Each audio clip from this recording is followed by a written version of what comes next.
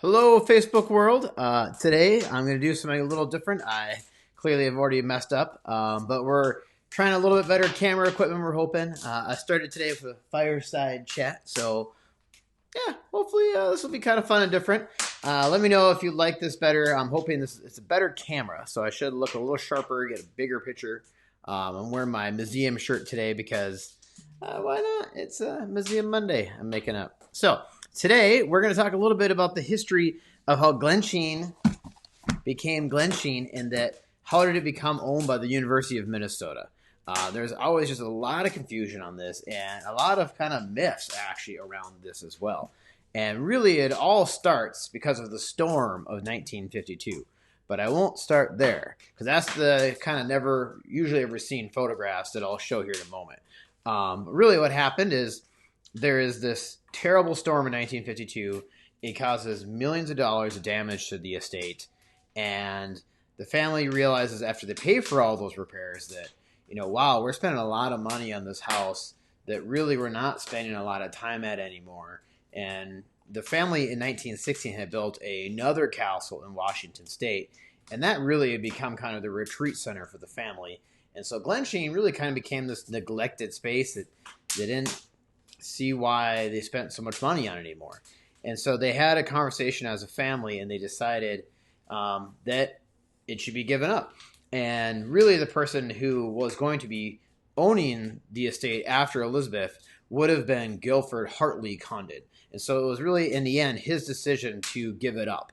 And he decided that it would be in the family's interest, and I think the legacy of the family, to have it be given to the University of Minnesota. And, and there was a long history of the family supporting the University of Minnesota, especially the University of Minnesota Duluth. It even goes all the way back to Chester, when Chester was supporting the Duluth Normal School. But even, Marjorie, she actually gave to the theater department. The Dudley Experimental Theater is actually Marjorie Dudley. She's the one who gave that initial donation for that. There's a lot of record of most of the Condon children giving to the University of Minnesota Duluth. So by no means was this a shock that the family decided to give it to the University of Minnesota. Plus, it was a pretty common thing at that time to give property to the university. And so that happens in the late 60s, 1968, 69. And the university receives Glensheen as a financial gift that year. And the deal that was made is that Elizabeth would be allowed to live there until the day she dies. And then when she would pass, the ownership would officially transfer. Which unfortunately happened because of her murder in 1977. And then after that, the university spent a couple of years trying to figure out what to do with Glensheen. There was some conversation about making it a hotel. There was some conversation about making it a dorm facility. One of the most popular was actually making it a conference center for the University of Minnesota. And there was even some conversation about demolishing the property and selling it off in chunks. But in the end, the most popular idea that came through was what we do today, which is creating Glensheen as an interpretive center, where we interpret the history that is the estate. And it turns out that as they dug into the house more, there was more and more history there. And I will say that even today, there is still a lot about Glensheen and Chester and the family that we still don't fully know, which I think is, to me, the most exciting thing about working at Glensheen is there's still so much not known. So, with that said, I will try to look at the comments, but as you can see, I have to look this way to see the comments and this way to see you. I will try to do both, but if you've ever watched me on TV, I screw this up a lot. So, that being said, the exciting thing I wanted to show you today was that 1952 storm. And for folks who are used to my kids being in this video, they're not here. They went on a bike ride with mom, which they're going to enjoy way more than watching this live anyways. Though I will say they like to join the imagery here. So, the 1952 storm. Probably didn't need that sound effect. I'm going to click this. Go to full screen. And I'm going to start at the top. So, in 1952, there was this huge storm, a lot like that in 2011, and there's massive damage all throughout Duluth. You can see it right now. A cloudburst causes heavy loss here. you see these different photos in the newspaper of such damage throughout the city. But later, after everything is messed up, the Condon family hires to have an appraisal done of all the damage done. And that appraisal is what you see right in front of you here. And so the photographs that I'm going to show you are not from the family. They're actually from the actual appraisal report. And this is what, the pages inside of it look like. And so the photos that you see are just blown up versions of this. What's great about this appraisal is it's fairly thorough, and it dates everything, and it titles it, so we have a much better idea of what we're looking at. This is the railroad trestle above above Bent Brook, and just like a couple years ago, the whole thing washed out, and so you can see how bad a shape that was in. I like that the railroads held up. This is London Road. What's also great about these 1952 photos is you can see what the estate looked like and what's changed today.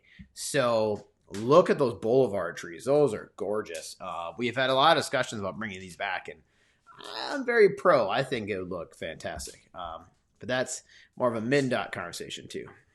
Thanks, Simon. I don't know why I did that sound effect. So this is one of the damage. In the amusement room, the water had come all the way down Westgate, actually poured inside of the house. And so what you see here is that stained glass window that everyone loves, done by Linden Art Glass, busted open, and water poured in, and it went all over the books throughout the house. And not throughout the house, through the amusement room, which is why the family took the books and stacked them outside so that they could air out. I love this photo. I love how huge this shrubbery is, by the way. This is crazy. What you see here is the head gardener, Bob Winus, and he's outlining how high the water level was. That's what these dots represent. And so if you can envision that when you walk the path, this whole area was water. And there was significant damage throughout here. And this is lower Bent Brook. So not the first nor the last time Bent Brook has been beat up pretty bad by a heavy storm. It happens about every 25 years. And the rock actually down in the peninsula did better than it did in the 2012 flood. And you can see here, look at all of the just extensive damage throughout that area.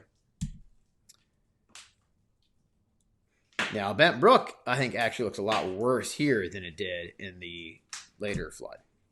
And according to the family, there was actually another water event in the early 20s too, but there's not a lot of photographic proof of it. But it's just kind of interesting to see, these major water events happen around every 25 years. I'm going to close out of this. So hopefully that's a little bit interesting for you. And if you guys have any questions, feel free to ask me in the comments. I try to read all the comments on these things so I can get people more informed.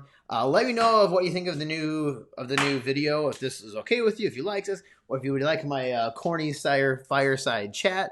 I think it's kind of fun. If folks who know me, they know that I'm a sucker for a good fireplace with real fire versus those fake gas units. So, yeah, once again, thanks for watching, and I hope you guys learned a little bit about the storm of 1952, which, if it wasn't for that storm, the family probably would have been much later before this donation was made.